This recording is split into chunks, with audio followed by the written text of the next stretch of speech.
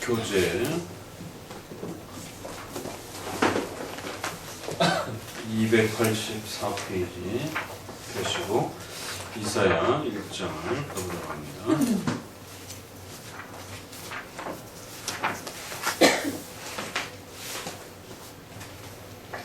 이사야 1장 1절 이사야 1장 1절 유다왕 우시야와 요담과 아하스와 히스기야 시대의 아모스의 아들 이사야가 유다와 예루살렘에 대하여 본 이상이라. 이제 이번 주부터 이사야 선지서에 대한 부분들을 또 시작을 하게 됩니다. 우리가 성경 전체를 한번 먼저 정리를 해보게 되면 우리의 장로교의 성경 해석의 법칙과 관련해서 가장 큰 이러한 타이틀, 문장을 생각하게 되면 성경 그 자체로 해석한다라고 하는 웨스트민스터 1장 9항에 있는 것처럼 무한 해석의 법칙은 오직 성경은 성경 그 자체로 해석한다. 그럼 이 성경은 오직 그 성경 자체로 해석한다라고 하는 고백 안에는 두 가지 원리가 담겨 있는 겁니다. 하나는 오직 성경. 그래서 성경 외적인 그러한 부분에 이렇게 넘어가면 안 된다라는 것이 오직 성경 그 자체 안에 머물러서 그 성경이 가지고 있는 것들을 끊임없이 찾아가는, 그래서 이것을 다른 말로 조금 어려운 말로 일단 먼저 오직 성경, 그 다음에 또 하나는 전체 성경. 그래서 종교개혁 표로 많은 사람들이 오직 성경은 많이 알고 있지만 토타 스크립툴라라고 하는 전체 성경이라고 하는 부분을 잘 모르는 경우가 많습니다. 그래서 오직 성경으로 포괄해서 말하기도 하지만 오직 성경 또 전체 성경을 좀 더 세분화해서 이렇게 좀 나눠서 말할 수도 있습니다. 그러니까 성경은 성경 그 자체로 해석한다라는 말이 무슨 말이냐면 오직 성경에 집중한다. 그 성경 외적인 그러한 부분들과의 싸움. 그래서 성경 외적인 것을 가지고 지나치게 성경 해석의 어떤 기준점이라든가 방향성을 잡으면 안 된다는 것이. 그것은 일반 역사도 그렇고 일반 문화도 그렇고 어떤 일반 과학적인 어떤 내용들도 마찬가지라는 것이. 어떤 면에서는 이렇게 그것이 하나의 보조 수단으로 사용되어질 수도 있지만 궁극적으로는 성경은 성경 그 자체가 스스로 영감성을 보여주고 있고 드러내고 있고 그 의미들을 충분히 확립해주고 있기 때문에 성경 그 자체를 해석할 수 있는 성경 안에 머물러서 해석하는 이 원칙을 지켜야 된다는 거예요. 그래서 이 오직 성경과 모든 성경은 다른 말로 좀 어려운 이제 신학적으로 표현을 하게 되면 모든 성경은 창세기부터 계시록 전체까지, 그러니까 오직 성경은 외부와 성경을 차이를 둬야 된다라고 하는 그런 차원에서 좀 더 강한 표현이라면 모든 성경은 그러면 성경을 어떻게 다룰 것이냐라고 해서 한 걸음 더 들어와서 성경을 다룰 때에 성경의 다양한 그러한 그 주제와 내용들을 어떻게 체계적으로 잘 이해할 수 있을 것인가, 창세기부터 계시록까지의 이러한 모든 부분들을 어떻게 잘 균형을 이룰 것인가에 대한 그런 고민이에요. 그러다 보니까 오직 성경은 성경 유비의 법칙이라고 그렇게 표현합니다. 모든 성경은 신앙 유비의 법칙이라고도 이렇게 표현을 합니다. 조금 이제 신학적인 표현으로 한 걸음 더 들어가서 설명하면, 그러니까 성경 유비라고 하는 것은 같은 종류로 비교한다 이런 뜻이에요. 유비라는 뜻이 같은 종류끼리 비교해서 해석한다라는 것이에요. 어떤 단어가 어려운 단어면 좀 더 그 주제와 관련된 쉬운 단어와 또 같은 주제를 설명하고 있는 다른 성경의 본문들을 대조해가면서 비교해가면서 또 같은 그 흐름 안에서 성경의 의미가 왜곡되지 않도록 비교해가면서 해석한다라는 거지. 그래서 유비, 성경을 잘 비교해가면서 해석한다라는 것이 성경 유비의 법칙. 그래서 성경을 큐티식으로 해석하면 안 되고 주관적으로 자기 마음에 와닿는 것을 붙잡는 게 아니라 성경의 그 단어와 문맥을 주의하고 또 그 단어가 어려우면 다른 비슷한 구절들과 문맥 아래에서 상호 비교 대조하면서 끊임없이 성경과 성경을 서로 연결해서 그렇게 해석해야 된다는 것이. 그러면 모든 성경은 신학유비의 개념에 조금 더 가깝기도 합니다. 신학유비란 우리 신앙의 근본 교리와 어긋나지 않는 범위 내에서 해석해 가야 된다는 것이. 그걸 교리적 해석이라는 표현을 쓰기도 하고 신앙유비라, 신앙 고백적 해석이다라고도 표현하는 것이. 그래서 모든 성경이라고 하는 것은 어느 특정한 교리와 특정한 성경에 머물러 있으면 안 된다는 것이. 특정한 그런 어떤 가르침에 머물러서 다른 성경을 배제하거나 소외시키거나 또 공격하는 형태로 이렇게 조화를 맞추면 안 된다는 것이. 그래서 성경은 반드시 유비의 법칙을 사용하되 그 유비의 법칙을 통해서 비교의 법칙을 통해서 활용해 갈 때 어떤 특정한 해석을 끌어낼 때는 반드시 기초 기독교 교리와 어긋나지 않는 범위 내에서. 왜? 기독교의 해석은 지난 2000년 동안 끊임없이 연구되어 왔고 또 그것이 공적으로 확인되어 왔고 그 확인된 것이 공적인 신조를 통해서 교회에 객관적으로 그렇게 공인되면서 고백되어져 왔기 때문에 반드시 성경 유비의 법칙은 신앙 유비의 법칙이라고 하는, 그래서 성경의 근본 교리에 어긋나지 않는 범위 내에서 해석을 맞추고 조화를 이루어야지 어느 한 특정한 개인의 해석이 옳은 것이지 그 신앙의 근본 교리와 어긋나는 해석을 하게 되면 이단으로 판정될 수 있다는 거예요. 자기는 아무리 감격스럽게 해석했다 할지라도. 그러니까 이제 그런 부분에서 신앙 유비의 법칙, 신앙 고백적 해석, 이렇게 표현할 수도 있는 것이. 그래서 신앙 고백이란 대략적으로 7대 교리 안에 사도신경을 기본으로 해서 7대 교리 안에 정도로 소개가 되었기 때문에 그러한 기본 기초 교리와 맞춰서 해석해야 된다는 것이. 성경은 성경 그 자체로 해석한다. 오직 성경, 모든 성경. 이것이 성경을 잘 비교 대조해가면서 성경 해석을 하고 또 그런 해석들은 반드시 신앙의 근본 교리와 어긋나지 않는 범위 내에서 해석을 조화를 시켜야 된다는 것이. 이러한 이제 형태가 좀 더 이제 우리가 실용적으로 표현되면 문법적 해석, 역사적 해석, 교리적 해석으로 그렇게 표현되어질 수 있는 것입니다. 그런 면에서 우리가 지난 시편 또 아가서, 굉장히 어려운 아가서라든가 이런 부분들을 이제 우리가 시가서를 보게 되면 시가서는 문법적, 역사적, 교리적 해석과 관련했을 때 어느 부분이 좀 더 부각이 되고 부각하면서 우리가 좀 더 신경을 쓰면서 봐야 될까요? 물론 다 세 개가 다 집중되지만 형식 면에서 역사서들은 당연히 역사적 해석을 잘해야 됩니다. 수많은 인물들과 수많은 사건들이 이렇게 겹쳐서 나오고 그러기 때문에 역사적 진술 형태로 되어 있단 말이에요. 그러니까 그 역사적 배경과 흐름과 주인공이 누구고 어떤 일을 했는지에 대한 상호 비교 대조가 잘 이루어져야 된다는 것이에요.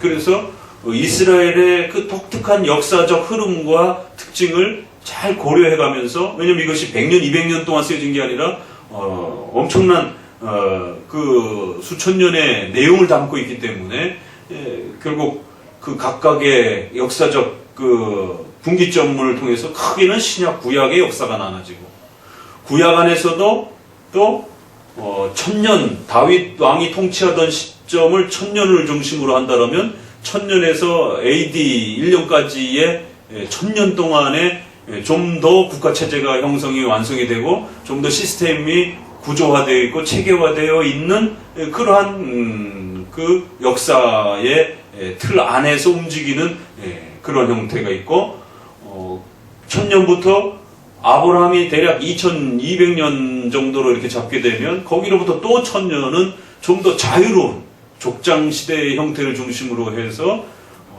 좀 더 자유롭게 이렇게 움직이고 활동하고 이렇게 형성되어 있는 그러한 또 족장 시대의 문화적 그런 그 특성들을 잘 배려해 가면서 그 역사적 흐름들을 살펴야 된단 말이에요.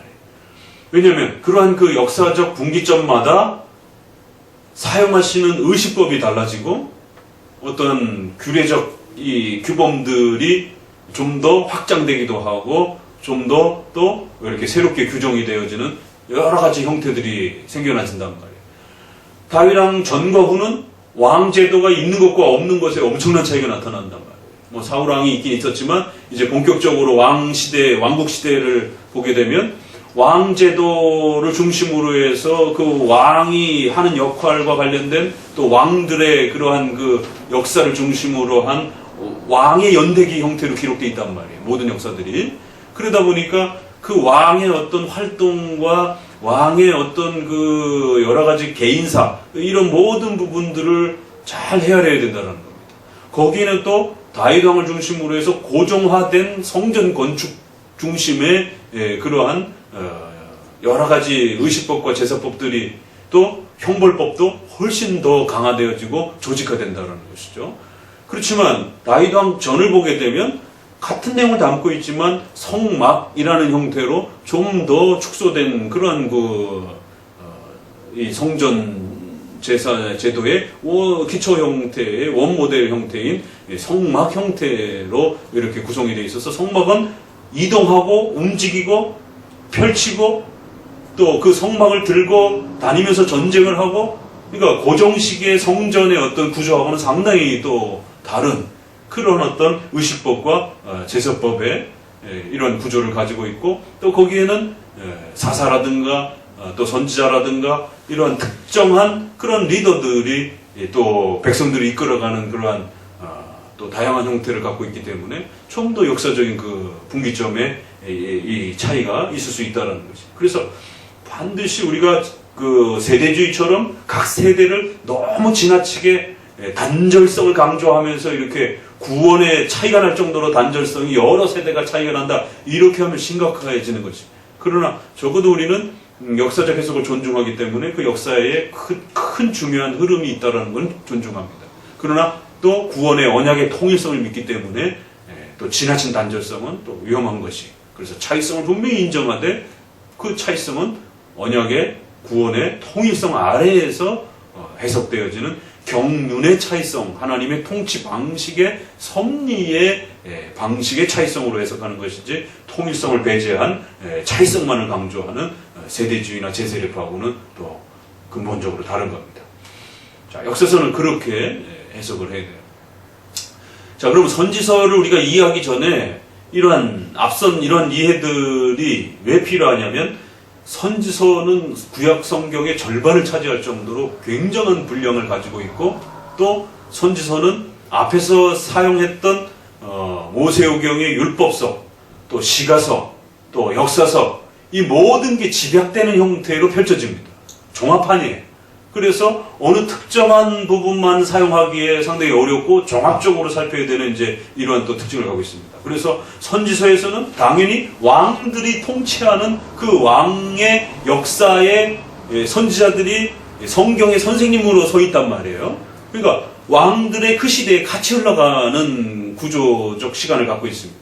그래서 역사서의 그 내용이 선지서의 역사적 배경을 형성하고 있어서 반드시 역사적 이해를 또 잘 참고해야 됩니다. 자, 그 다음에 시가서는 어떨까요? 시가서는 역사 자체는 아니에요. 물론 역사적 내용이 담겨져 있지만 비유와 상징과 이런 것들이 워낙 많기 때문에 그런 표현들이 역사적 그 사실로서 실제 어떤 내용으로 던져지는 건 아닌 경우들이 굉장히 많단 말이에요.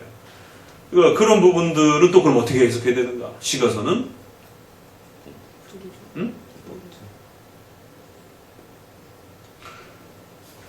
내 눈물로 침상을 띄웠나이다. 그걸 어떻게 교리로 끌어낼 거야? 그러니까 과장적이고 이렇게 비유적이고 상상적인 이런 표현들이 많은데 그걸 바로 교리로 적용했다면 큰일 나지. 오늘도 여기 우리가 시편 찬송했던 게 저주시잖아요. 저주시 중에 아주 가장 무서운 저주시가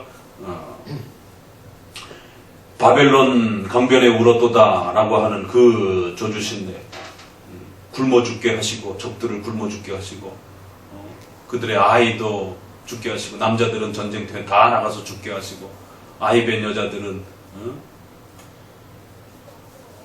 아이와 엄마가 모두 다 죽게 하시고, 집안의 아이들은 부모 앞에서 산채로 땅바닥에 패대기쳐 죽게 하시고, 교회를 핍박하는 모든 악인들에게 그러한 저주가 하나님의 심판이 임하여 주옵소서.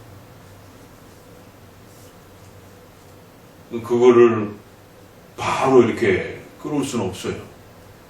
어떤 그 내용 속에서 잘 살피지 않으면 이 저주시는 읽은 그대로 이렇게 개인이 적용할 수 있는 것도 아니고 목회자가 바로 적용할 수 있는 것도 아니고, 이것은 아주 독특한 그러한 종말론적인 선지자로서 말할 수 있는 그러한 그 표현과 내용을 담고 있기 때문에 한 개인이, 한 목회자가 그걸 어떤 특정한 대상에게 함부로 쉽게 이렇게 말할 수 있는 어떤 그런 저주의 내용이 아니란 말이에요. 셋 중에 하나. 그러니까 교리로 바로 대입하기엔 무리가 있는 겁니다. 뭔가를 거쳐서 교리를 끌어내야 돼. 역사는 역사서가 훨씬 강하고, 역사적 그런 부분도 좀 더 부각되진 않고, 배경은 깔려있지만, 그러면 시편은 아니 역사 빼고 교리 빼면 문법적 해석, 시편은 잘 읽어야 돼. 문법적 해석이라고 하는 이 구조 안에서 시의 운율과 시의 그 문장과 시가 대조되어 있는 앞뒤 문장의 대조와 단어의 대조와 이런 그 아주 잘 짜맞춰져 있는 그 아주 기가 막힌, 그러니까 언어의 최고의 그 하이라이트는 뭐예요? 시예요. 오늘 우리 시대의 문학에서도 에세이를 쓰는 거나 논문을 쓰는 거나 뭐 이런 모든 어떤 문학적 기술에서 제일 어렵고 제일 마지막 절정은 시입니다. 넓혀서 쓰는 건 훨씬 쉬워요. 그 모든 걸 농축해서 한마디로 툭 던지는 게 그게 가장 어렵습니다, 실제적으로. 그래서 시는 문학에 있어서 가장 그 최고봉에 이르는 그런 언어적 활동의 특징을 갖고 있다는 거죠. 그러다 보니까 문법적 해석 그러면 시가서는 욥기서처럼 서사시와 같은 이런 형태를 갖고 있기도 하고, 시편처럼 또 서정시의 이러한 그 형태를 갖고 있기도 하고, 또 아가서나 전도서처럼 아주 그 비유와 상징 이런 부분들이 아주 강렬하게 이렇게 쏟아지는 그런 어떤 그런 식을 뭐라 그러나, 이렇게 일반 문학에서도 아주 강한 그 비유법을 중심으로 해서 은유법이라든가 이런 부분들을 집중해서 이렇게 쓰는 그런 어떤 또 시적 구성을 갖고 있기도 하고, 그러니까 아주 여러 형태의 그 언어적 기교를 갖고 있단 말이에요. 그래서 문법, 그 언어적 구조의 특징과 형태를 잘 헤아려가면서 읽어야 된다는 거예요. 과장법을 절대로 현실처럼 읽어서는 안 되고, 비유법을 교리적으로 바로 읽어서도 안 되고, 일단 그 언어가 형성되어 있는 구조와 단어와 특징을 문학적 틀 안에서, 문법의 쓰임새 안에서 이게 과장인지 비유인지 상징인지, 줄여서 대표적으로 말하는 제유법인지, 우리가 예수 그리스도의 피로 구원받았다라고 했을 때 이건 제유법이에요. 줄여서 말하는 대표를 하나로 그냥 대표적으로 말하는 것이에요. 근데 이거를 문자 그대로 막 읽어내면, 그러면 예수님의 피만 희생당하셨어요? 몸은 희생을 안 당하셨어요? 그러면 영혼은 고난 안 받으셨어요? 이러면 이거 한두 곳도 없어진다고. 그 모든 걸 다 합쳐서 예수 그리스도의 피로 구원받았습니다. 왜? 구약 성경에서부터 그 피로 죄사함을 받는 그런 제사법을 가르쳤기 때문에 그 연계해서 피만 강조된 것이 그리스도의 몸도 중요한 겁니다. 만약에 그거를 몸으로 더 우선시했다면 그리스도의 몸의 찢기심으로 우리가 구원받았습니다. 늘상 교회에서 쓰는 말이 그걸로 대표됐을 것이. 그러니까 제유법, 환유법, 돌려서 말하는 거예요. 우리가 이렇게 사람과 대화도 돌려서 말하잖아요.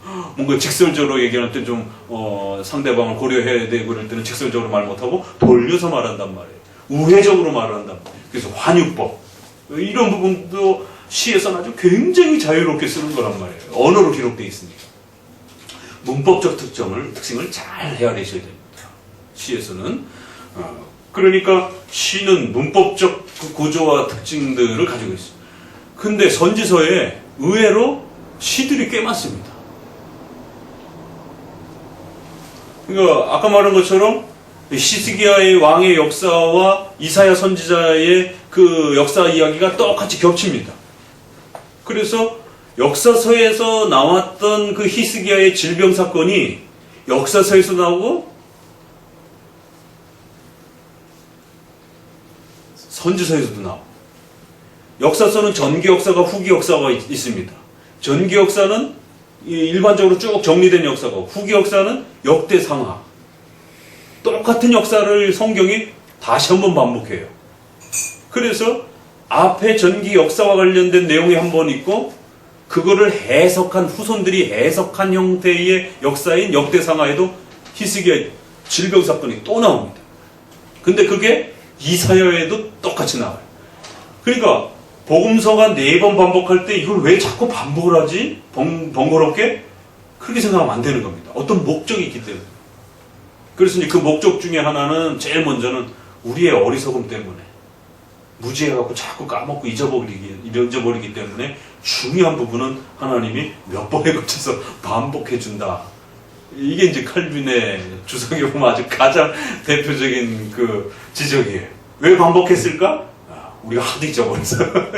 아주 정말 이렇게 편안한 대답으로, 첫 번째, 너무 잘 잊어버리는 우리의 어리석음과 무지함 때문에 중요한 개념들을 거듭거듭 반복해서 기억하라고, 그런 배려적 차원이 있다는 거죠.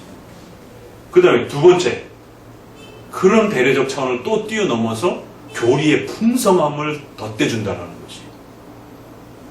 그래서 같은 예수님의 십자가 사건이지만 여러 번에, 4번에 걸쳐서 그 십자가 사건이 가지고 있는 그 풍성한 의미들을 4번의 보충적 형태로 더 충만하게 채운다는 거지. 단순 반복이 아니라는 거예요.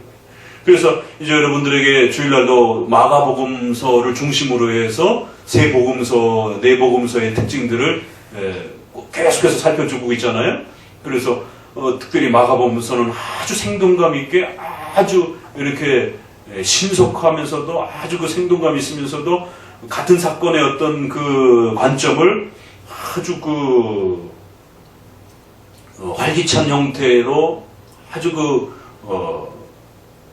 현장에서 직접 보듯이 그런 느낌을 더 많이 살려주는 그러한 부사라든가 형용사라든가 이런 문장들을 더 추가해가지고 그거를 생동감을 그려내는. 그러나 마태복음이나 누가복음은 좀 더 차분하게 또 그 내용을 정리해요. 요한복음은 전혀 세복음서하고 다른 관점에서 그 그리스도의 십자가의 사건을 교리적으로, 신학적으로 해석해내는 그러한 관점에서 그 사건을 설명을 합니다. 그래서 공간복음이라고 해서 요한복음을 구별하는 겁니다.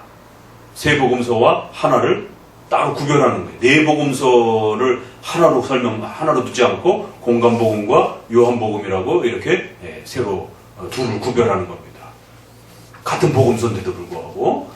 그런 것처럼 구약의 이 사건에서도 히스기야 사건 하나만 봐도 같은 히스기야의 질병에 대해서 하나님 앞에 기도하고 치료받는 사건인데, 그거를 실제 그 역사에서 다뤘던 열왕기에서의 역사, 그 다음에 후손들이 조상들의 그 히스기야 사건을 바라보면서 왜 하나님이 히스기야의 그 사건을 남겨주셨는지에 대한 것을 마치 요한복음처럼 교리적으로 그걸 해석해낸 거예요. 그 역사의 그 의미가 무엇인지, 그것을 왜 하나님이 우리에게 남겨줬는지, 그걸 왜 우리가 기억해야 되는지, 개인의 질병에 치료받았던 사건을 그걸 왜 우리가 기억해야 되는지에 대해서 중요한 의미를 담아서 해석을 합니다. 선지서는 히스기야의 그 왕에게 있을 때 왕의 관점에서 서술한 것은 역사서고, 열왕기서고, 선지자의 관점에서 서술한 것은 이사야서입니다. 관점이 다르다는 거예요. 그러니까 같은 사건인데. 그래서 같은 내용도 있고 열왕기서에는 없는 이야기가 이사야서에 있어요. 이사야서에 없는 이야기가 열왕기서에 나오기도 하고, 그러니까 복음서도 마찬가지잖아요. 각각의 그 목적에 따라서 더하고 붙이는 것이 달라요. 자, 그럼 선지서는 어떤 목적에서 썼는가? 그건 이제 결론에 가서 얘기를 하고, 일단은 이제 지금 선지서를 해석하기 위한 서론을 먼저 이렇게 좀 배우셔야 되는 겁니다. 그러면서 성경 전체의 개괄적인 부분들을 한 번 더 다뤄드리는 것이에요. 자, 이렇게 시가서는 문법적인 부분들을 좀 더 잘 주의하시면서 읽어 가셔야 된다는 그런 시의 내용들이 선지자들이 책망을 하고 약속을 하고 막 이럴 때 시적으로 이렇게 표현을 해요. 그리고 왕들의 역사를 이야기하다 보니까 그 역사의 인물로서 또 이야기들을 하기도 하고, 역사적 내용, 또 문법적인 이런 부분들. 자, 그 다음에 선지서는 크게 결론적으로 말하면 두 가지 내용입니다. 뭘까요? 선지서들, 그러면 선지서 전체를 다 하나로 줄여서 한번 말을 해보세요. 이 줄이는 게 무지 어렵습니까?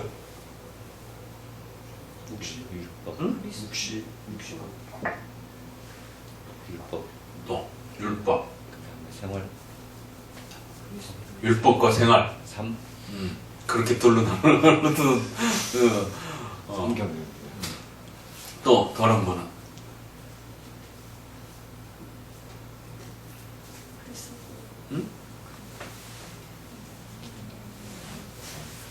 선지서 하면 뭐가 제일 탁 먼저 떠올라요? 예언. 그러니까 묵시, 예언, 종말에 대한. 잘 봤어요. 그래서 선지서는 큰 하나의 축이 종말론적인 심판에 대한 예언, 메시아에 대한 구원에 대한 예언, 이러한 예언과 그 미래에 대한 내용을 한 축을 담고 있습니다. 또 하나는 선지서 읽으면 느낌이 어때요? 미래에 대해서 굉장히 많은 이야기들을 하는 부분들이 있고, 또 하나는 이사야, 아니 요즘에 우리 주일날 저기 강독 시간에 에스겔 읽고 있잖아요. 응? 그럼 어때? 맨날 읽는 내용이 전부 다 야단 맞는 내용들이잖아요. 뭐가 잘못됐고 뭐가 잘못됐고 뭐가 잘못됐고. 에스겔도 그렇고 예레미야 구약의 죄론이라고 인간론이라고 할 정도로 아주 집중적으로 죄에 대한 그 심각함들과 그 죄의 아주 그 낱낱이 그 죄의 어떤 성격들과 어떤 부분들을 아주 자세히 풀어냅니다. 이사야 1장 시작하자마자 어때요? 이사야 그래서 본 이상 비전 그 제일 유명한 이사야 9절 5절 아니 4절 5절 한번 읽어보세요. 시작. 슬프다 범죄한 나라여 허물진 백성이여 행악의 종자여 행위가 후패한 자식이로다. 그들이 여호와를 버리며 이스라엘의 거룩한 자를 만홀히 여겨 멀리하고 물러갔도다. 너희가 어찌하여 매를 더 맞으려고 더욱더 폐역하느냐. 온 머리는 병들었고 온 마음은 피곤하였도다. 발바닥에서 머리까지 성한 곳이 없이 상한 것과 터진 것과 새로 맞은 흔적뿐이오늘 그것을 짜며 싸매며 기름으로 유하게 함을 받지 못하였도다.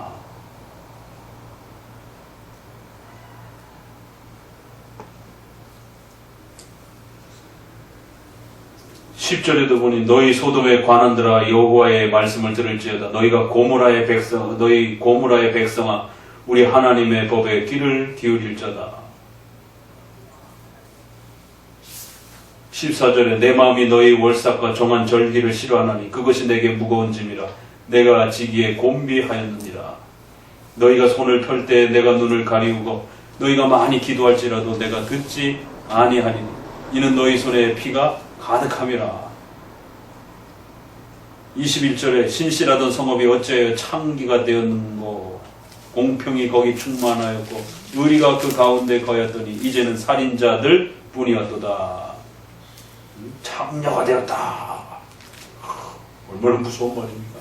머리끝부터 발끝까지 맞고 얼마나 더 맞으려고 아직도 정신 못 차리. 아니 일장 펴자마자 두들겨 맞는 이야기부터 나오고 청렬하라고 이런 엄청난 책만 이스라엘 백성들을 향하여 소돔과 고모라라고 이렇게 아주 제일 그 비교 대상에 있어서 가장 무서운 대상들이잖아요. 근데 그런 비교를 그대로 끌어다가 그냥 비판하면서 너희가 그와 같도다. 선지서는 굉장히 무서운 책입니다. 선지서를 읽을 때는 바들바들 떨면서 읽게 돼요. 선지서를 읽으면서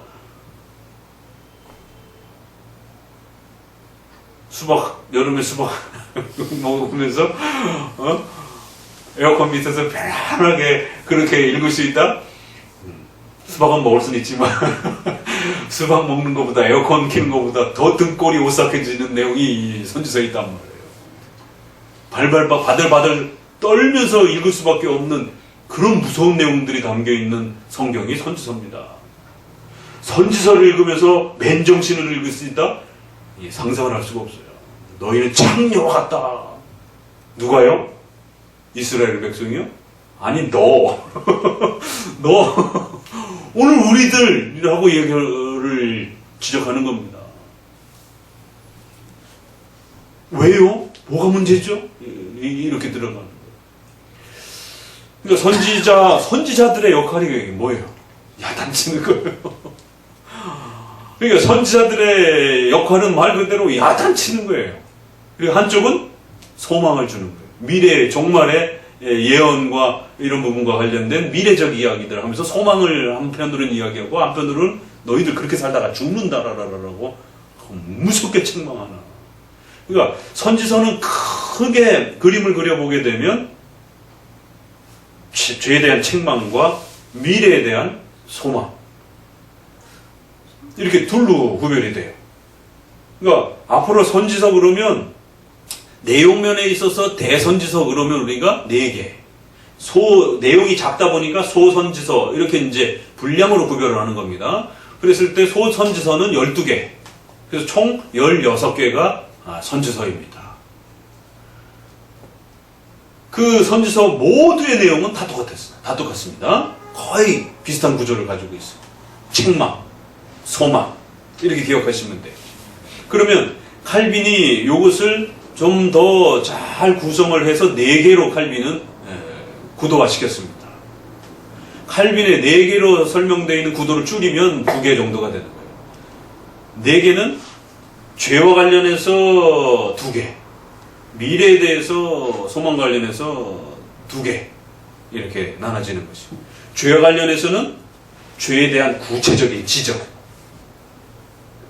그리고 열방에 대한 종말론적 심판, 열방들에 대한 그 죄들을 지적하고 그 열방을 심판하는 내용, 미래적 소망과 관련해서는 장차 메시아가 올 것이다라는 것, 메시아와 직접 관련되어 있는 그러한 예언적 메시지들, 그 다음에 또 그 메시아를 통해서 회복되어질 하나님의 나라와 교회와 하나님의 백성들의 새로운 회복, 그것이 먼 미래에는 이제 천국까지 포함되기도 하지만 또 당대에 또 그리스도의 초림에 또 종말 직전까지 이루어질 하나님의 나라의 교회로서의 또 회복과 교회의 그러한 역할들, 이러한 하나님의 나라의 성장, 이런 부분들을 미래적 소망과 관련해서 2개, 메시아에 대한 소망, 하나님의 나라로서의 교회에 대한 또 회복, 이렇게 기억하시면 돼요. 그래서 칼빈은 큰 구도를 그렇게 4가지 형태로 이렇게 구도를 잡고 있습니다. 이것이 선지서를 이해하는 아주 중요한 하나의 울타리다라고 하면서 이 틀만 잊어버리지 않으면 선지서를 잘 해석할 수 있다라고 이렇게 해석을 합니다. 자, 원칙론으로 돌아가서 여기까지 마무리하고 이제 이사야로 들어갑니다. 자, 그러면 이사야는 이렇게 책망하고 소망을 이야기를 해요. 그러면 책망하고 소망을 뭔가 약속하려면 뭐가 필요해요? 기준이 필요하죠. 기준이. 뭐의 기준에 입각해서 봤을 때 잘못됐다라는 거잖아요. 그러니까 선지서는 율법에 대한, 모세 율법에 대한 새로운 해석과 적용의 내용을 담아주고 있는 겁니다. 결국 모세의 율법으로부터 너희가 이 부분이 멀어졌다라고 책망을 하는 거예요. 이 부분을 잘못 적용했다라고 책망을 하는 거죠. 끊임없이 그 책망은 모세 율법에 대한 부패를 책망하는 겁니다. 소망은 모세 율법을 잘 지켰을 때에 주어지게 될 하나님의 그 은혜의 역사들을 소개하는 거죠. 그래서 메시아가 오셔서 우리에게 새롭게 주실 은혜의 내용과 또 하나님의 교회가 하나님의 말씀을 통해서 어떻게 또 성장하고 또 성취되어질 것인지. 그러니까 선지서가 말하고자 하는 그 기준은 율법이라는 거예요. 그럼 그 율법은 어디서 왔어요? 모세오경에서. 그러니까 그 얘기는 그러니까 율법만 이야기하는 건 아니고 율법과 복음을 전체를 다 아울러서 얘기를 하는 것이죠. 그랬을 때 그러면 이 율법과 복음이라고 하는 이 중요한 내용을 어디서 끌어오느냐 하면 모세오경에서 끌어오는 것이에요. 그래서 모세오경이 기본이 되어서 선지서에 적용이 되는 것이에요. 그래서 선지서는 모세오경의 성경 자체 해석입니다. 도대체 모세오경을 어떻게 이해를 해야 될까? 길을 가다가 어미새하고 새끼새를 봤는데 이 둘 중에 하나만 가져가라. 남녀의 옷을 입지 말아라. 우리가 주일날 그 에스겔에서 읽었던 그 부분도 월경 중에 여인을 가까이 하지 마라. 가증한 것이니라. 이걸 어느 날 적용할 수 있는 것인가? 이거 어떻게 적용해야 되는 것인가? 선지서에서는 월경 중에 여인을 부부지간인데도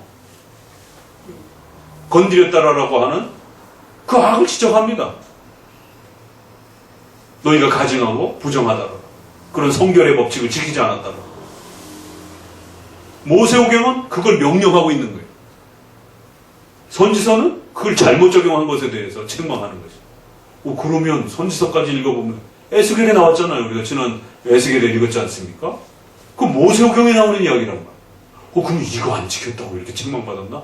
그럼 이제 오늘날 부부들이 에스겔서 읽고 모세오경 읽다가 그 부부지간에 이렇게 하면 안 되는구나. 이런 식으로 적용이 된단 말이에요. 왜요? 신약에는 그 어디에도 월경, 부부지간에 월경 중에 있는 아내를 건드리는 것에 대해서 부부 관계를 하는 것에 대해서 더 이상 죄가 아니다. 이런 이야기가 없단 말이에요. 문장적으로. 그걸 다 통합해서 히브리서에서 개혁할 때까지만 맡겨둔 것이다. 옛 율법, 새 언약, 그림자, 모형. 그래서 모든 걸 통합해서 그런 부분들이 중지되었다라고 이렇게 통합적으로 이야기를 하지 낱낱이 어떤 부분들을 다 다루질 않는단 말이에요. 그렇게 되면 분량이 많아지니까. 자, 선지서는 이처럼 모세오경에 나와 있는 그 내용들을 적용하고 해석해주고 그게 어떤 의미로 읽혀져야 되는지에 대해서 그것들을 소개해주고 풀어내주는 겁니다. 그러면 모세오경은 어떻게 읽어야 돼요? 역사적으로 읽어야 됩니까? 시가서처럼 좀 더 문법적으로 읽어야 될까요?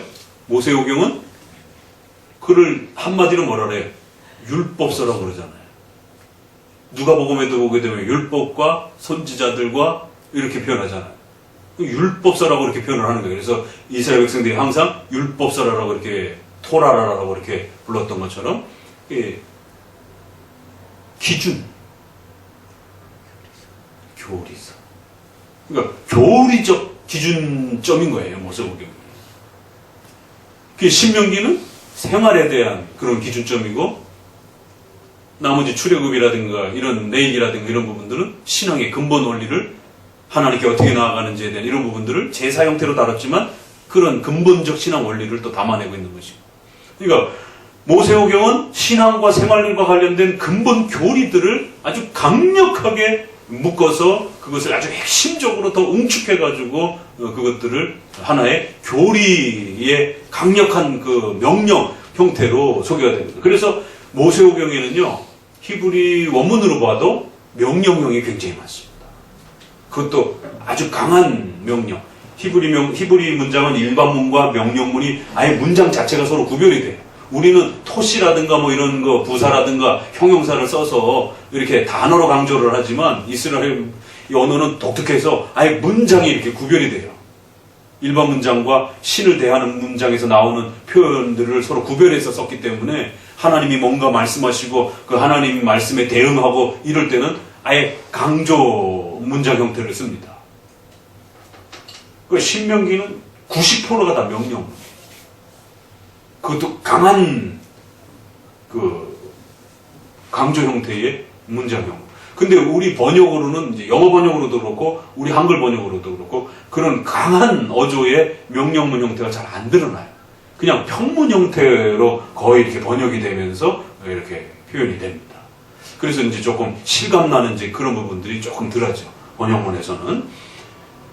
그러니까 교리적 그 내용을 강력하게 촉구하는 형태이기 때문에 명령문 형태도 많고 비록 창세기가 조금 이렇게 역사 형태를 다루고는 있지만 신속히 출애굽으로 넘어오면서부터는 모든 역사적 어떤 이런 흐름도 떠나라, 출애굽을 떠나라, 뭐 이거 해라, 이거 하지 말아라, 뭐 이런 식의 그런 강한 명령문 형태가 아주 강합니다. 그러다 보니까 교리적 해석들이 훨씬 좀 강해요. 다른 부분보다. 그리고 모세오경 자체가 결국 선지서의 옳고 그름을 평가하는 잣대예요. 선지자들은 뭔가 새로운 거를 추가해가지고 모세오경에 없던 이야기들을 새로운 어떤 조건으로 이야기하거나 그러지 않습니다. 모세오경에서 이야기했던 그 내용들 너희가 왜 안 하느냐라고. 성전 제사 모세오경에서 명령했던 대로 왜 안 하느냐라고. 절기 안 지키느냐라고. 정결법 왜 안 지키느냐라고. 그러니까 선지서는 이제 우리가 배웠던 여태까지 모든 부분들이 그래서 종합한. 우리가 의식법, 제사법 이해하려면 6개의 의식법 이해해야 되잖아요. 성전과 관련해서 7개 성전 구조, 5대 제사법, 그 다음에 절기법, 5대 절기법, 7대 절기법, 그 다음에 가나안 땅과 관련해서 12지파, 족보법, 땅 분배, 그 다음에 추가적으로 정결법, 부정한 것과 거룩한 것에 대한 성결법. 이 6개를 왜 안 지켰느냐라고 선지서에 책망하는 거지. 그리고 십계명과 관련해서 부도덕하다라고 책망을 하는 거지. 선지서는 모든 내용이 모세오경의 해석과 적용입니다. 그래서 모세오경을 통한 교리적 기본 내용을 모르고 있으면 선지서는 읽을 수가 없어요. 왜 이런 걸 책망하지? 그러면 이걸 어떻게 다시 회복하라는 거지? 그러니까 선지서에서는 할례 왜 안 했느냐라고 막 책망합니다. 그러면서도 구약에는 할례를 안 했다고 책망하지만 다른 부분에서는 선지서에서는 그 할례는 너희 마음의 할례다라고. 그래서 예레미야 31장 31절에 그 유명한 마음의 할례를 하실 것이다라고. 장차 새 마음과 새 영을 줄 것이다라고. 너희를 이끌어서 그렇게 돌판에 기록한 그런 방식이 아니라 너희 마음판에다가 마음을 새롭게 해서 다시 기록하실 것이다. 그 마음의 할례를 시킬 것이다. 라고 하는. 너희가 간음했다. 그러면 이제 호세아에서도 이런 부분에서 막 간음 이야기들이 막 쏟아져 나오는데 그 간음이 뭐냐면 결국 교리적 부패라는 것에 대해서 다시 해석해내는 것입니다. 자, 그리고 이제 선지서가 확장되는 걸 한번 또 예를 들자면은요, 예전에도 한번 이슈가 됐지만 계대결혼. 창세기 38장에서 나온 계대결혼을 보세요. 성경 어디에도 창세기 38장 후에 나오지만 창세기 38장을 해서 전으로 보세요. 어디에도 계대결혼에 대한 그런 명령과 이런 어떤 그 성문화된 요구사항이 없습니다. 그건 레이기에 이제 최초로 등장을 해요. 하나의 법으로서 성문화되는 형태로는. 구체화된 제사법이 레이기에 등장하듯이 산발적인 제사 형태들은 그 족장들에게도 나오지만 그 제사의 구체적 성문화는 레이기에 본격적으로 시내산에 올라가서 그 법령을 받고 기록하는 거란 말이에요. 그러니까 계대 결혼도 마찬가지. 그러면 도대체 유다는 어디서 그 계대 결혼을 알았는가? 아직 법령화도 되지 않았던 시대의 족장 시대에 도대체 그들은 어디서 이 계대 결혼이라고 하는 형사 취수법, 형수가 죽으면 동생이 형의 부인을 취해가지고 아들을 낳아줘야 돼요. 그래서 그 집안의 가문을 보호해줘야 되는, 장자를 계승시켜줘야 되는 이런 이스라엘의 아주 독특한 혼인법이 있단 말이에요. 이건 일반 윤리로 비교해보게 되면 일부 다처라든가 이런 문제보다 훨씬 더 심각한 중혼, 친족혼 이런 게 겹쳐버리잖아요. 자기 부인이 있음에도 불구하고 형수를 동침해서 아들을 낳아줘야 돼요. 만약에 부인이 난리를 치고 당장 집에서 나가라고 막 그러면 어떡할 거예요? 근데 이스라엘 여성들은 그 상황을 다 받아들여야 된단 말이에요. 그렇게 형수가 윗동서가 남편을 일찍 여의게 되면, 자식 없이 여의게 되면 자기 남편이 형수를 취해서 아들을 낳아줘야 되는, 오늘날 윤리법에 입각하면 상당히 맞지 않지만 구약에서는 그 계대결혼이라고 하는 계보를 이어줘야 되는, 가문을 이어줘야 되는, 그래서 계대법이라고 말하고, 우리 한문으로 좀 줄여서 표현하면 형사취수법, 형이 죽으면 형수를 취해야 된다. 그래서 형사취수법, 뭐 좀 더 이렇게 편한 쉬운 말로는 어법을 좀 파괴해서 그냥 형수취수법이라고도 이렇게 좀 알아듣기 쉽게 표현하기도 합니다. 도대체 이건 어디서 온 것인가? 그러니까 족장들은 아직 기록된 그 하나님의 계시를 받기 전이었기 때문에 그냥 그 구약의 계시 방식을 통해서 환상이라든가 음성이라든가 예언이라든가 이런 형태를 직접 직통 계시를 통해서 받고 있었기 때문에 각자 아브라함처럼 떠나라 이런 직통 계시처럼 그 형수 취수에 대한 계대 결혼에 대한 이런 부분들을 하나님으로부터 내적으로 그렇게 충분히 받은 겁니다. 그랬을 때 유다의 가문이 멸절될 위기가 닥쳤잖아요. 그래서 세 아들이 죽어나가고 결국 아들 하나밖에 없는데 그 아들조차 죽을까봐 유다가 겁이 나가지고 며느리를 친정으로 돌려보내고 아들을 주지 않는, 아들이 다 장성했음에도 불구하고 그 계대 결혼에 적극적으로 참여하지 않는 시아버지의 무책임한 행동들이 이제, 그러다 보니까 며느리 입장에서는 자칫 잘못하면 가문이 끊기게 되고, 더 나아가서 이스라엘의 신앙의 이러한 의무 조항들이 여성에게 단절되어질 수 있는 이런 위기를 겪으니까 방법론에서는 약간 부족했지만 창녀로 변장을 해서 부인을 잃는 그 시아버지가 일에서 돌아오는 틈을 타서 그렇게 동침을 하는, 그래서 그 가문을 이어가는 이런 장면들이 아주 독특한 계대결혼이 나온단 말이에요. 그러니까 어떤 방식으로든지 족장들은 그 형수를 취해서 자식을 낳아야 된다라고 하는 이런 계대결혼의 특정한 명령들을 개별적으로 또 그렇게 받아서 그걸 계승했다고 볼 수 있는 겁니다. 그러니까 그 유다의 그 장면이 어디에도 그 명령이 나와 있지 않지만 그게 문제가 되어가지고 그 가정에 이제 그 사건이 일어나는 것을 보게 됩니다.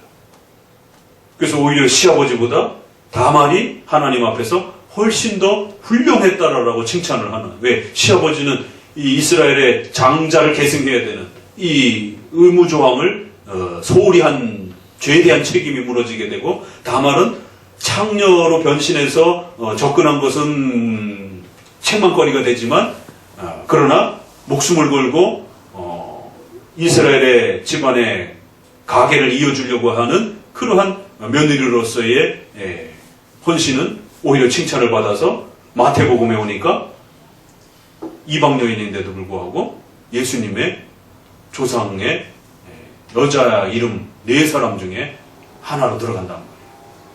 엄청난 일이죠, 사실. 남자 이름도 들어가기가 쉽지 않은 때에 여자 이름이 올라져가는. 자, 이런 상황 속에서 이제 모세오경에 나오는 계대결혼이에요.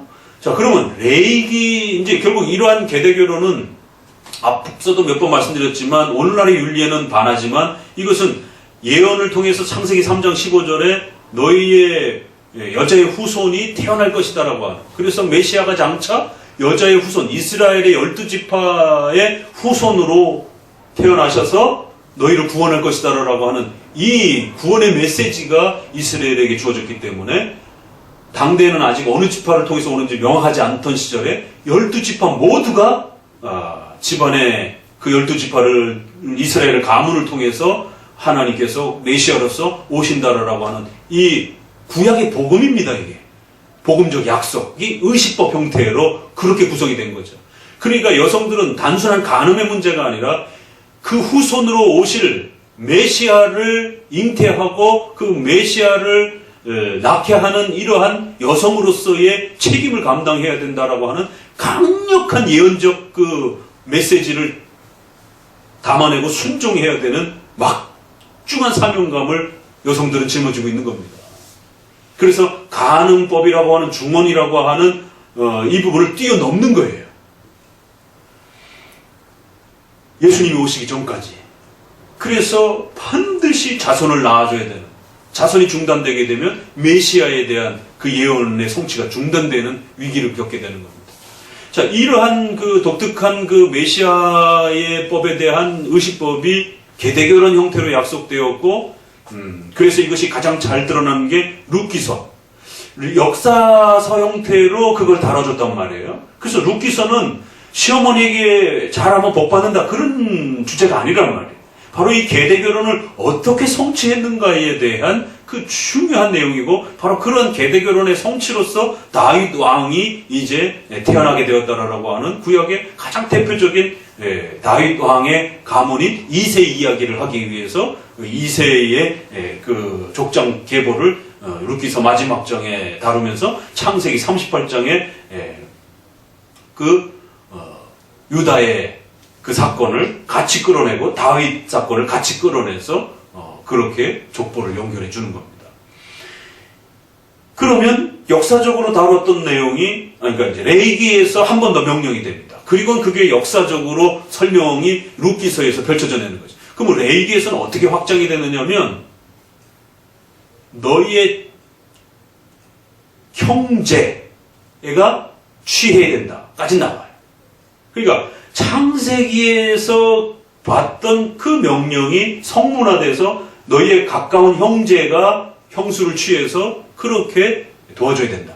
그리고 가까운 그 형제가 노예로 팔렸으면 그 형제의 빚을 대속해야 된다. 갚아줘야 된다. 이 대신 갚는다라고 하는 대속 개념이 레위기에서 이 계대결혼의 본질인 것처럼 설명을 합니다. 그래서 형제의 자손이 없으면 대신 낳아줘야 되고, 형제가 돈이 없어가지고 가난해서 노예로 팔렸으면 대신 빚을 갚아줘야 되고, 빚을 대신 갚는다라고 하는 의미가 담겨져요. 그런데 보아스에 가보게 되면 역사서로 펼쳐지면서 전혀 레위기하고 상관없는 이야기가 던져져 나옵니다. 뭐죠?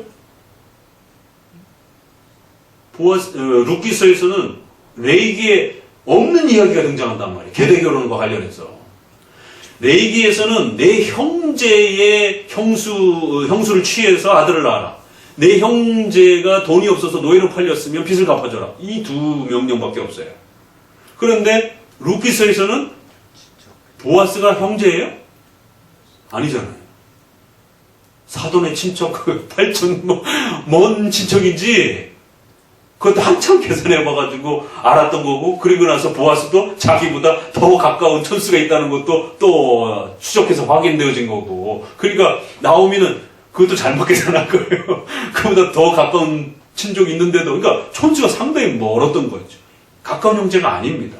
소위 우리가 말하는 이렇게 직계 자손의 그 형제지간이 아니었던 거죠. 그러니까 레위기에서는 직계 자손 정도의 형제 간의 명령을 한 거예요. 근데 보아스는 먼 친척, 기업을 물어줄 자, 기업을 대신 갚아줄 자. 그래서 고엘이라는 말이 지속적으로 반복이 됩니다. 고엘이 가장 많이 등장합니다. 히브리어의 고엘, 그게 기업 물을 자, 대신 갚아줄 자. 명사로 쓰면 대신 갚아줄 자, 동사로 쓰면 대신 갚아주다. 이제 십자가 사건과 신약과 메시아와 연결하면 느낌이 나죠. 대신 갚아주다. 빚을 갚아주다. 대신 살려주다. 그 가문이 죽어가잖아요. 대신 살려주는 거예요. 아들을 낳아서 그 가문을 회복시켜주는 거예요. 대신 값을 치르다. 노예로 잡혀간 것을 대신 값을 치러주는 거죠. 대속사상의 기업 물을 자라고 하는 고엘 개념이 고엘이라는 단어를 일부러 계속 쓰고 4장에 가서는 한 절 안에도 서너 번씩 반복해갖고 일부러 배치하면서 루키서는 고엘이 키포인트라고 하는 계대결혼이 키포인트라는 걸 아주 집중적으로 강조를 합니다. 이제 그런 과정을 통해서 루키서에서는 창세기 레이기에 있던 얘기가 확장이 됐어요. 근데 어디에 또 누가 그걸 확장했는지 아무도 이렇게 명시적으로 이렇게 나오진 않아요. 그러면 도대체 레이기에 있는 그 형제지간의 그 기업을 물은다라는 거를 어떻게 더 먼 친족지간에 대신 물어줘야 된다라는 거를 도대체 어디서 알았느냐 말이에요. 이들은 직통계시보다는 율법서를 읽고 있었단 말이에요. 벌써 룻기서 정도면. 그렇죠? 열왕기서도 그렇고. 그래서 열왕기서에서도 대신 갚아주는 이제 이런 부분들이 심심찮게 또 등장을 한단 말이에요.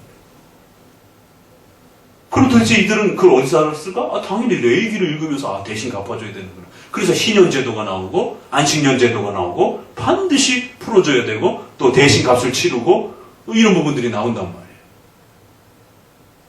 율법서를 읽으면서 이 율법서의 레위기서의 기업 물을 자는 단지 그 명령은 내 직계 형제뿐만 아니라 더 넓혀서는 이스라엘의 같은 지파.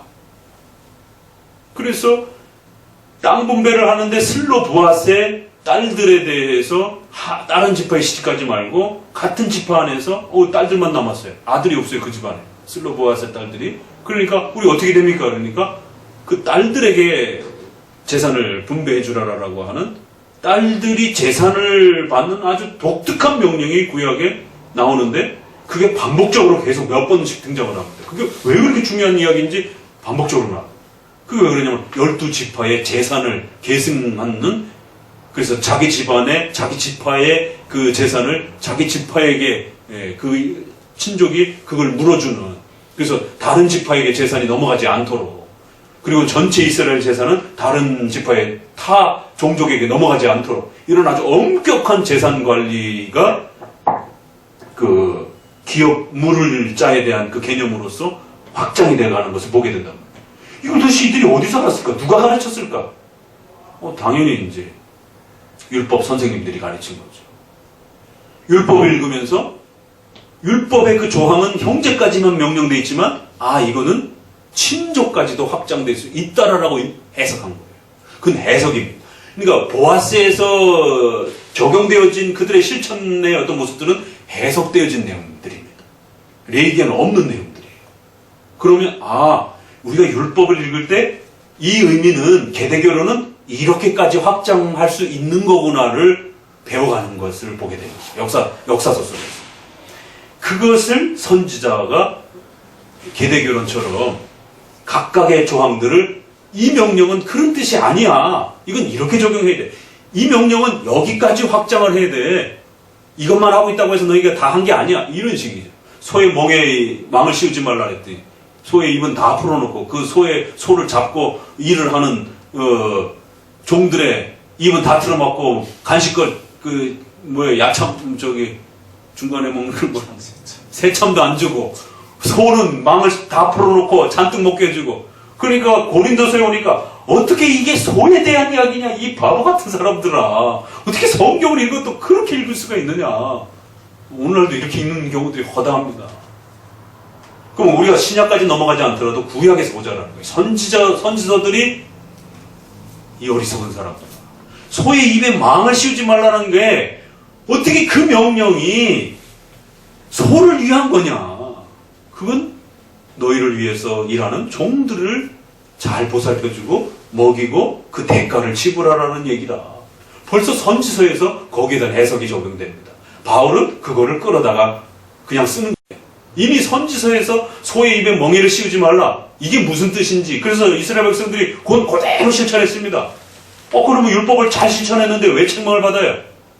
이런 경우들이 이제 허다하게 율법주의에서 나타나는 겁니다. 우리가 지난 마가복음에서 계속 봤던 것처럼 분명히 잘 실천하려고 했는데 책망을 받는 거예요. 문자만 읽어내는 거지. 그 문맥과 교리를 추론해내지 못하고 그것이 어떻게 확장돼서 적용되는지를 이해하지 못한다. 그래서 고지고대로 지키는 자도 책망받고 안 지키는 자도 책망받고 둘 다 책망을 받는 거지. 근데 특별히 우리가 이해하기 어려운 것은 잘 지키는 자들을 왜 책망하는가? 이 부분. 의미와 내용을 추론하지 못하고 겉에 의식적인 부분만. 그 이사야서도 너희 월삭과 안식일과 이거 다 지키고 있었던 거예요. 아니 잘 지키고 있는데 그걸 왜 책망해요? 그 구약의 의식법과 형벌법과 이런 모든 법들의 의미들을 추론해내지 못하는 것이. 우리가 성경을 읽으면서도 충분히 그럴 수 있다는 거예요.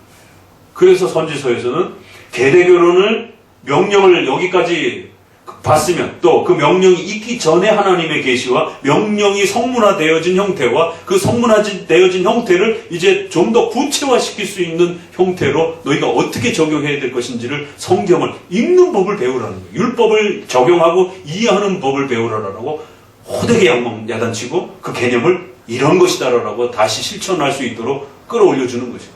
그래서 계대결혼에 대한 부분도 선지서를 사사기 이제 록기서도 같이 이렇게 묶다 보면 그런 식으로 확장이 된 거고 선지서에서도 그렇게 이제 그 가문의 그 재산을 이어주는 것에 대해서 계속적으로 이야기들을 꺼내는 거예요. 그러니까 아합 왕이 책망받았던 그 이 관련된 내용 중에 하나가 뭐가 있어요? 포도원. 누구? 나봇의 그 포도원. 그것도 2배, 3배를 주겠다고 하는데도 안 주는 것이.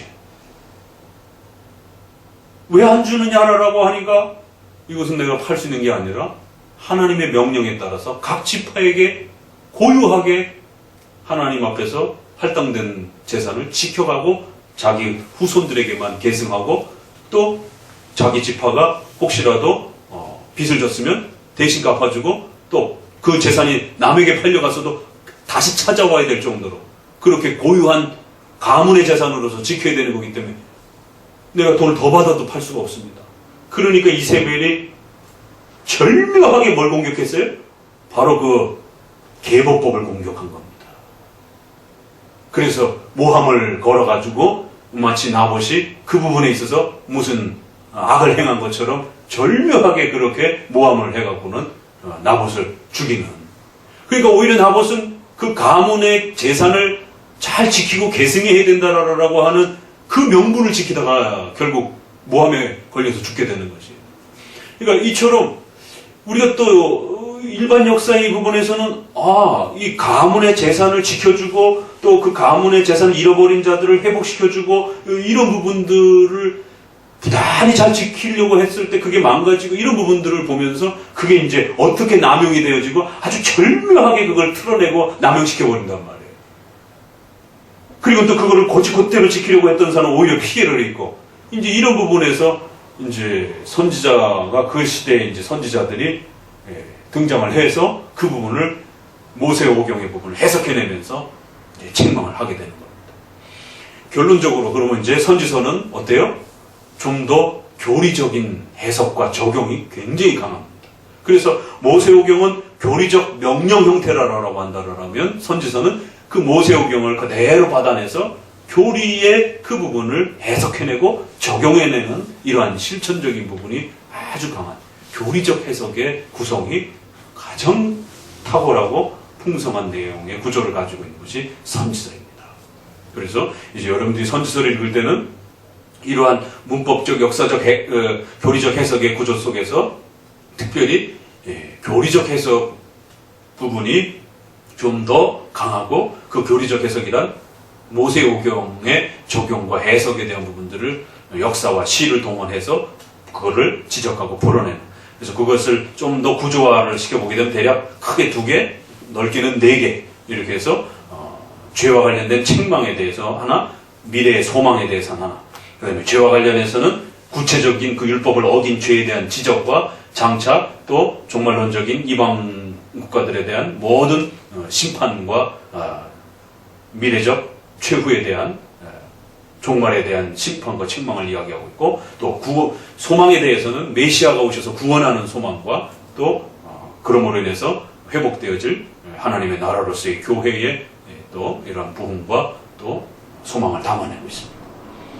이제 이런 그 내용을 선지자들이 다양한 관점에서 다양한 주제를 중심으로 해서, 왜? 그 교리도 여러 개가 있잖아요. 우리가 7대 교리가 있는 것처럼 그걸 다 이야기하는 거는 대선지서가 양이 많다 보니까 아무래도 다 이야기할 수 있는 것이고, 소선지서들은 아무래도 주제를 하나씩 선별해서 집중적으로 그 주제에 이제 좀 더 집중하는 이제 그런 특징을 보이고 있는 거죠. 자, 이렇게 해서 오늘은 성경 구약 해석 전반에 대한 부분과 특별히 선지서를 앞으로 어떻게 해석해 나가야 될지에 대한 기초 서론 부분으로 소개를 하고, 이제 이사야에 대한 본격적인 설명은 다음 주 또 나가도록 합니다. 그 선지서의 특징 하나 정도만 보고 마칩니다. 그래서 이걸 크게 한번 이렇게 좀 저도 고민하면서 우리 성도들이 이거를 한눈에 좀 이렇게 어떻게 하면 기억하고 있을까, 이렇게 해서 조금 도움을 드리려고 정리를 했어요. 그래서 시간별로 대략 9세기에서 7세기 정도, 8, 9세기라 했는데 조금 수정했어요. 9세기에서 7세기까지 이렇게 겹치는 부분이 있으니까, 그 다음에 7세기에서 6세기, 6세기에서 5세기, 시간별로는 이렇게 크게 한 3단계 정도로 나눠지고, 양으로서는 대선지서, 소선지서 이렇게 나눠집니다. 그래서 대선지서는 이사야, 예레미야, 예레미야, 에스겔, 다니엘 이렇게 4개. 예레미야, 에가는 그냥 예레미야의 하나의 또 이렇게 부속적 내용으로 볼 수가 있으면 그냥 예레미야서로 이렇게 통합해서 4개. 이사야서는 이제 66권, 양이 성경에서 가장 많죠. 창세기 다음으로 50장 다음으로 이사야 66장에 해당이 되는 어마어마한 분량을 가지고 있을 정도로 모든 이야기를 다 담아낼 수 있는 거예요, 이사야서는. 그래서 선지서 중에는 이사야가 제일 중요해요. 구약에서 여러분이 탑 클래스로 선택해서 반복적으로 좀 많이 읽어야 되는 게 어디겠어요? 당연히 창세기, 그 다음에 이사야서. 이 부분은 좀 반복적으로 좀 많이 읽어야 됩니다. 그 다음에 시편. 또 시편은 또 워낙 그런 모든 부분들이 잘 시적으로 농축되어 있는 그런 부분들이기 때문에 또 시편은 시편 찬송에서 우리가 또 많이 다루고 있다. 신약으로 넘어와서는 당연히 로마서가 가장 역사적으로 많이 초점이 되었죠. 자, 그러면 소선지서에서는 전기 시기에 이렇게 앞선 세대를 보게 되면 호세아서는 이렇게 사랑. 왜냐면 이 창녀와 결혼하는 선지자로 하여금 창녀에게 결혼하는 이야기가 나. 그러니까 이게 실제 얘기인가 아니면 비유 얘기인가, 이것도 이제 해석하기가 상당히 어렵습니다. 그럴 때 우리가 기본 규범은 지켜야 되기 때문에 어떻게 창녀랑 하라고 명령할 수 있겠는가? 이건 좀 무리가 있다. 그래서 이거는 아가서의 이런 그런 모습처럼 하나의 상상, 또 하나의 비유적 개념으로 이렇게 소개하는 그러한 이스라엘의 그 부패함들을 성경 여러 군데서는 창녀를 비유하고 간음으로 비유하기 때문에 하나님께서 간음한 이스라엘을 사랑하는 이제 호세아 선지자를 비유해서 그렇게 이야기를 하다 보니까 이제 사랑 이야기가. 요엘서는 이제 오순절파가 제일 많이 써먹는 이 영을 부어주겠다, 이게 이제 초점이 되다 보니까 요엘서는 이제 그러한 성령의 부어주심 이런 부분이 아주 중요한 예언적 메시지. 아모스서는 또 이게 자유주의자들이 제일 많이 써먹는 공의가 하수처럼 흐르게 하라. 정의, 인권, 공의 이런 게 이제 십계명의 특별히 윤리 부분이 아주 많이 아모스서에서는 강조가 됩니다. 그러면 이것만 강조하면 안 되는 거예요. 아까 말했던 그 전반적인 구조 안에서 그 많은 교리 중에 특별히 생활윤리와 관련된 부분을 아모스서는 집중하고 있을 뿐인 겁니다. 그 다음에 요나서는 죄에 대한 책망, 그러면서 또 이방에 대한 구원, 이런 부분들이 초점이 되어 있고, 미가서는 공의, 사랑, 믿음, 뭐 어느 하나만 딱 잡기는 좀 어렵고 이 정도가 이렇게. 그 다음에 오바댜, 에돔에 대한 심판, 그러니까 죄, 심판, 종말에 대한 부분이 강하죠. 나훔도 니느웨라고 하는 도시의 멸망을 집중적으로 설명하면서 종말론을 좀 더 많이 강조합니다. 하박국은 신론이 굉장히 강해요. 특별히 신론 중에서 신정론. 하나님은 왜 악을 허용하시는가? 이 악한 자들이 왜 이렇게 잘 먹고 잘 사는가? 오늘날도 우리가 굉장히 해결하기 어려운 이 악의 문제. 하나님이 이 악을 어떻게 하나님의 신적 작정 안에서 작정하시고 또 사용할 섭리 안에서 사용하시는가? 그런데도 왜 하나님은 악의 조성자가 아닌가? 이런 악에 대한 이 문제에 대한 아주 중요한 섭리의 통치 방식을 하박국서가 질문하면서 이야기합니다. 스바냐서는 종말론에 대한 여호와의 날 이러면서 심판을 강조하고 다 합계 스가랴 말라기 이것은 성전 건축과 이렇게 좀 더 관련돼 있어요. 그러면 성전 건축 그러면 교회론이에요. 이게 시편에서도 성전 건축과 관련된 성전 이야기들이 쭉 쏟아져 나오면 그건 전부 다 대부분 다 교회론입니다. 그러면 교회론이면 말라기에서는 예배, 윤리 이런 부분들이 소개가 됩니다. 그리고 스가랴서는 조금 더 메시아와 관련된 그런 종말론에 대한 부분이 조금 더 이렇게 강하기도 하고요. 자, 대선지서는 이사야서는 거룩 이야기가 굉장히 많이 납니다. 그래서 이사야서는 많은 걸 다 담아내기도 하는데도 이사야서는 하나님의 주권과 하나님의 신적 작정, 이런 하나님의 거룩하심 이런 부분들이 아주 더 훨씬 더 이렇게 강화되어 있습니다. 예레미야는 말 그대로 눈물, 회개, 탄식, 에스겔은 심판, 다니엘을 똑같이 종말론과 관련해서 묵시적인 이런 미래적 심판과 이런 부분에 가깝고 에스겔은 현재적 죄에 대한 심판과 미래적 심판이 심판이라는 형태로 같이 또 이렇게 어울려 있습니다. 그리고 이 도표는 좀 이렇게 카메라로 찍어서 늘상 좀 이렇게 외우면서 좀 다니시고 이렇게 살피시고 그러셔야 돼요. 그래서 이 16개의 예레미야 애가까지 합치면 17개의 성경 후반부는 이렇게 조금 정확하게 요약 형태로 알고 계실 수 있도록. 그래야 본론으로 들어갔을 때 삼천포로 안 빠지게 돼요. 워낙 무서운 이야기들이 막 나오고 막 책망이라든가 또 미래에 대한 메시지라든가 이런 것들이 많이 나오니까 항상 극단적 종말론주의자들이 써먹을 때도 이런 부분이 선지서로 주로 많이 이렇게 써먹지 신명기 가지고 이렇게 여기 써먹고 그러는 건 별로 못 봤잖아요. 대부분 에스겔, 다니엘, 이런 미래적 이야기들. 그러니까 삼천포로 빠지기가 쉽단 말이에요. 그래서 말씀드렸던 첫 번째 성경 해석 원리, 구약의 그러한 구조, 특별히 선지서의 특징, 이런 구조 안에서 이제 우리가 이사야로 들어가 봅시다. 기도합니다. 하나님